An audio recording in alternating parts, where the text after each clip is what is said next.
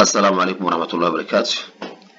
سو dhawaad walaalayaal waa qaybtii cashirkii qaybtii saddexaad ee English alphabet part 3 qayb saddexaad ee alifbeetada Englishka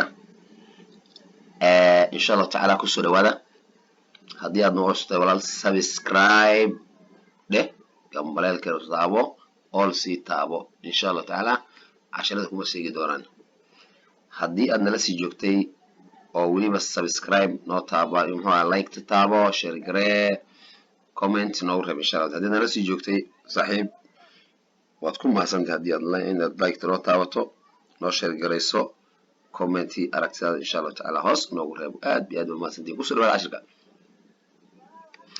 English alphabet part 3 waa alifbeetada Ingiriiska ama luqadda Ingiriisiga alphabet waxa la yiraahdaa aas-aaska ama basiga luqadda xarfaha laga bilaabaya ee codadka ama sumadda ay luqaddu leedahay way capital and small letters waxaan soo qaadanaa malweed capital letters xarfaha waaweyn capital letters xarfaha capital weyn capital oo letters ka isku xiran ma soo qaadanaa capital letters xarfaha weyn iyo small letters xarfa yar yar letters mar walba xarfaha letters small na waa yar marka small letters xarfa yar yar iyo capital letters xarfa weyn ma soo qaadan maanta ayaga isku darnay marka an ayaan gelinay oo isku xira anta waa iyo capital an iyo small letters xarfaha waaweyn oo inta ka soo fasirada ka imaanaysa xarfaha yar yar iyo kuwa waaweyn weeyaan haddaan idhaha xarfaha manaha waaweyn iyo yar yar xarfaha isma keenaysa marka intaa kasoo fasira gadaal baa loo akhriyaa xarfaha yar yar iyo kuwa waaweyn baa leeyahay capital and small letters capital and small letters way ku soo dhawaada si fiican u dhageyso insha Allah taala waad ka faa'iidi doontaa maanta waxaan israaciyay xarafkii weynaa iyo nooca weyn ah iyo kii yara ayaan israaciyay si aad u barato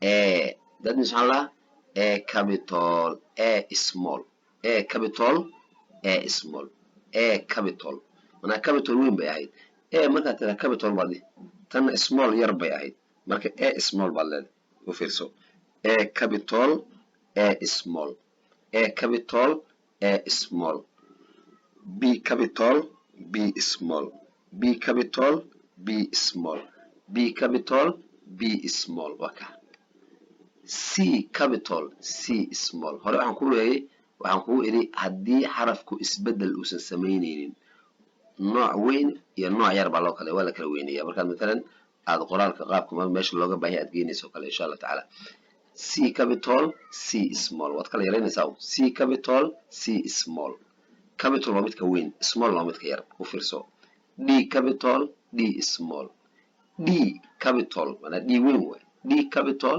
D small D yar way D capital D small E capital E small E capital E small E capital E small F capital F small F capital F small F capital F small G capital G small G capital G small G capital G small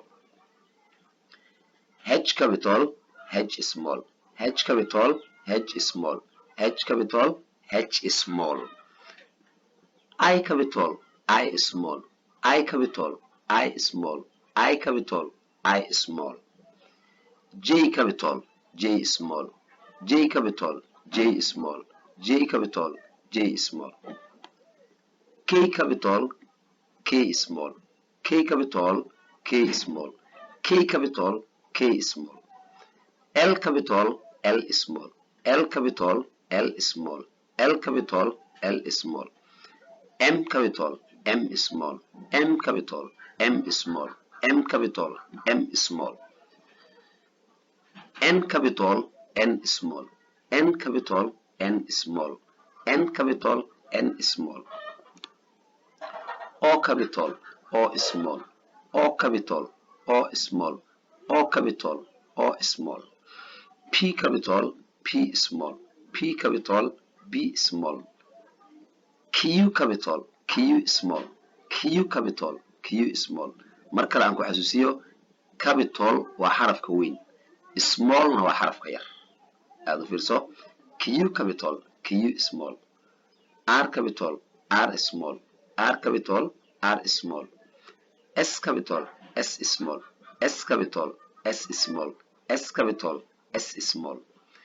T capital, T small. T capital, T small. T capital, T small. U capital, U small. U capital, U small. V capital, V small. V capital, V small. V capital, V small.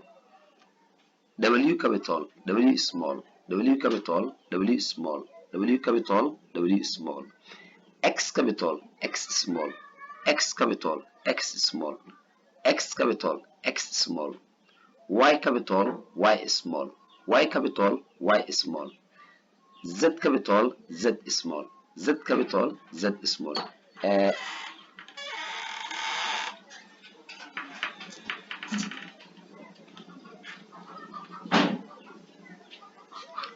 L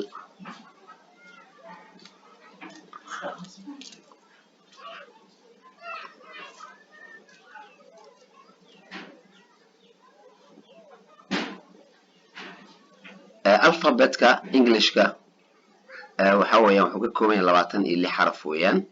26aas waxaad u kala jaraysaa 5 ayaa ismanaha ah vowel shaqal, inta kana waxaa la yiraahdaa consonants shibanayaal bana la yiraahdaa. marka insha Allah ayagana ku kala saari doonaa insha Allah taala. dhageysi wacan. Thank you very much. Aad u mahadsantiin.